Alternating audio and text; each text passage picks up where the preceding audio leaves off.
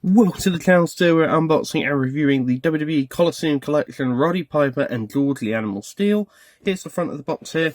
There is the side. There is the back with George Steele. There is the other side, which are both competitors, both people in this set. Then you have the quote here, quote from Piper. When they think they've got the answers, I change the questions. And then on the very bottom you have mine here, the quote George Steele.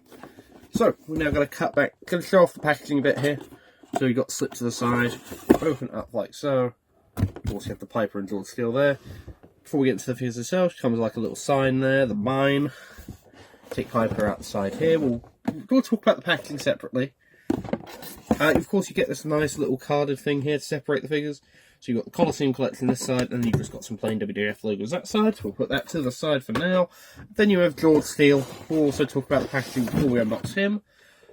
Then you have the actual box itself here. So you've got Piper, you've got some plain Jane stuff there, you've got people holding signs. Apparently these people were Mattel signees or Mattel employees. That's what I've been told. I could be wrong. So we'll start off with George the Animal Steele. I think we'll get to start off with. So we'll show off the packaging here. It does have the nice, of course this is based off his LJN. So there's George Steele there, you've got all the people there. Nice card in there. It does have like a little cutout card in reference to the LJNs. I didn't collect them. I don't have any LJNs. It just doesn't, not nostalgia for me. So if you want to have a read over those, read over those. It's some Animal collection. There's all the Colosseum collections that they've done at this time of this coming out. So you had George Animal Steele and Roddy Piper this set, Kick Snake and Rick Rude, which we might go unboxing in the future of eventually, once we get everything else done. And then you have Hogan and Terry Funk here.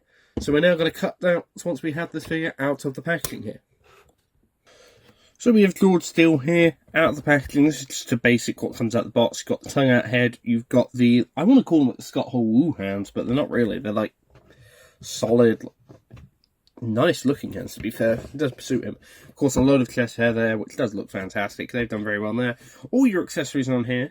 So we are going to open it up now. So, for your accessories, you get some open palm hands, you get two interchangeable heads, you get the WWF turnbuckle, which is back there, you've got some mic holding hands, you get mine, and you get the jacket here. So we'll take those out. We'll display, more likely we'll be cutting back to once I have that on the packaging. And then, I'm going to keep the turnbuckle on the packaging, because I'm not going to open, there's no need for me to open it up, you know what a turnbuckle looks like, but throw it off anyway, actually. Put it in a bag. On its own, which weird. There you are. Has the stuffing. So if you wanted him to grab or anything like that, but if you just wanted to use it as a normal turnbuckle, you could, I guess. But I don't think it's gonna be too. I think it's gonna be too big for him to use. So that's gonna be one of the main first downsides of me for this. But again, I can't really complain. 2 ultimates for 35 pence. I can't really complain for that price. So I do like this accessory box as well. Just show off the George Animal Steele, accessories inside, accessories inside. We'll put that to the side. I do like this jacket. I will say that now. The main reason, because I needed a George Steele for my collection. You got mine, and I think I like this figure. I think I prefer the mine of the George Steele. We will put that together there. For your extra hands, you do get a pair of open hands, of course. I did mention this already, so I don't know why I'm talking about them now. You do get the mic holding hands, which I'm going to be using. I'm going to be using them to hold mine, which is the name of the little plushie there. You get like more of like a screaming head there, and then you get more of a confused head there. So we're going to show off what it looks like, stuff on the packaging, and then we're going to get into Piper and then talk about a bit more.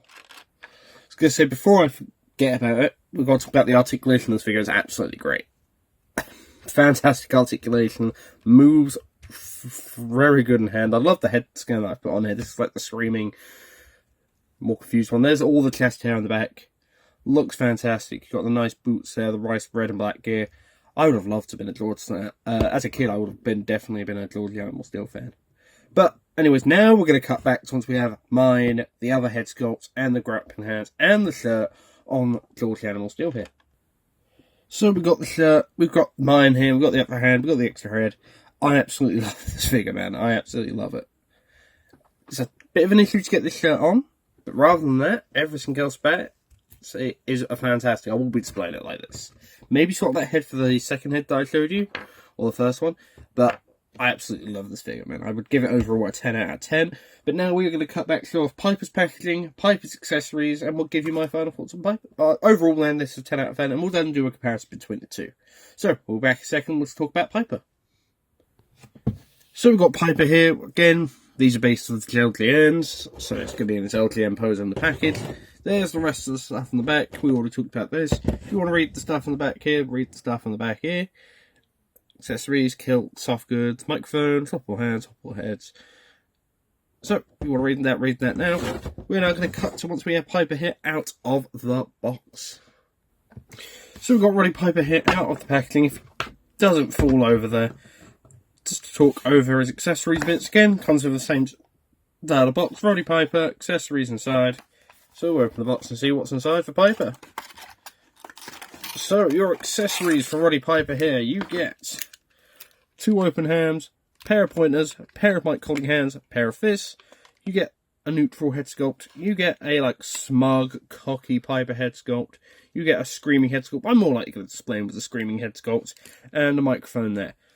So before we get into putting the accessories on the Piper, overall, man, with the stuff on, articulation is pretty good still. If you want him wrestling in the kilt, but I don't think you want him wrestling in the kilt. Got the hot rod shirt there. My issue, I'm going to tell because I'm a bit of a nutter when it comes to this. Hot rod shirt's wrong. It's been edited on the packaging here. It's been edited on the front. There should be a red collar.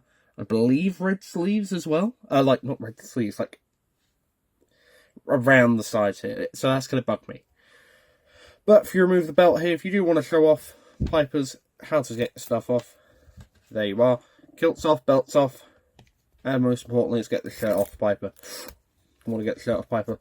And I will say, it does look like they've given him the right torso. It does feel like Piper. There's nothing really wrong with it. I will now be cutting back to show off the other extra heads, some extra hands, mic holding hands, maybe the pointers, we'll see. So I'll be back in just a second. So, got Roddy Piper. I've sort of gone with the heelish head, I've just cheated to win, but I've gotten away with it, and then the open palm hands. Overall, man, I absolutely love this Piper. Nice butterfly joints on both him and Lord Steel.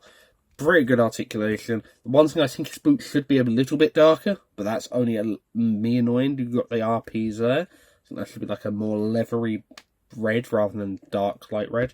And of course, and the one thing that always confuses me with Ultimate Editions, toe articulation. Never have used it, more likely never will. So, we've got Piper there.